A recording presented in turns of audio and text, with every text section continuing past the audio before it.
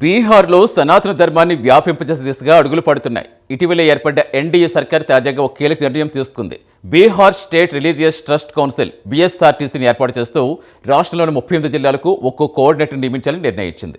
ఈ కోఆర్డినేటర్స్ లేదా కన్వీనర్స్ రాష్ట్రంలో రిజిస్టర్ అయిన దాదాపు 2500 ఆలయాలు, మఠాలు సమన్వయం చేసుకుని ప్రతి నెల పూర్ణిమ రోజున సత్యనారాయణ వ్రత కథ, అలాగే అమావాస్య రోజున భగవతి పూజలు నిర్వహించేలా చూస్తారు.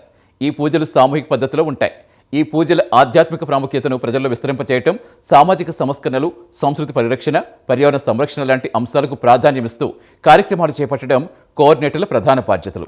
ఈ నిర్ణయం ఎన్డీఏ సర్కార్ హిందూ సంస్కృతి, సనాతన విలువలు బలోపేతం చేసే ప్రయత్నంగా పరిగణించబడుతోంది. దీనికోసం బీఎస్ఆర్టీసీకి ఓ చైర్మన్ నియమించారు. రణబీర్ నందన్ ఆధ్వర్యంలో ఈ కార్యక్రమాలు నిరంతరం నడుస్తాయి. ఈ కన్వీనర్లను ఆయా జిల్లాల్లో మహంతుల నుంచి ఎంపిక చేస్తారు. వారినే ప్రధాన పూజారులుగా పేర్కొంటారు. వీరు రాష్ట్రంలో అన్ని రిజిస్టర్డ్ ఆలయాలు, మఠాలతో సంప్రదింపులు జరిపి సనాతన ధర్మ సంబంధిత కార్యక్రమాలను విస్తరింపచేస్తారు. కన్వీనర్ల మరో బాధ్యత ఏంటంటే ఆలయాల్లో, మఠాల్లో అఖాడాలను ఏర్పాటు చేయాలి. అఖాడాలంటే వ్యాయామశాలలే. ఇవి యువతలో ఆరోగ్యాన్ని, ఫిట్నెస్ను ప్రోత్సహిస్తాయి. అలాగే యజ్ఞాలు, ఆరోగ్య శిబిరాలు, సాంస్కృతిక కార్యక్రమాలు నిర్వహించి సామాజిక సంస్కరణలు చేపట్టాలి. మరోవైపు హిందూ పండుగలు, పూజలు, ఆచారాల జాబితా తయారు చేసి ఆలయాల ద్వారా రాష్ట్ర వ్యాప్తంగా పంపిణీ చేయాల్సి ఉంటుంది. ఇది సనాతన ధర్మ విలువలు ప్రచారం చేస్తుందని భావిస్తున్నారు.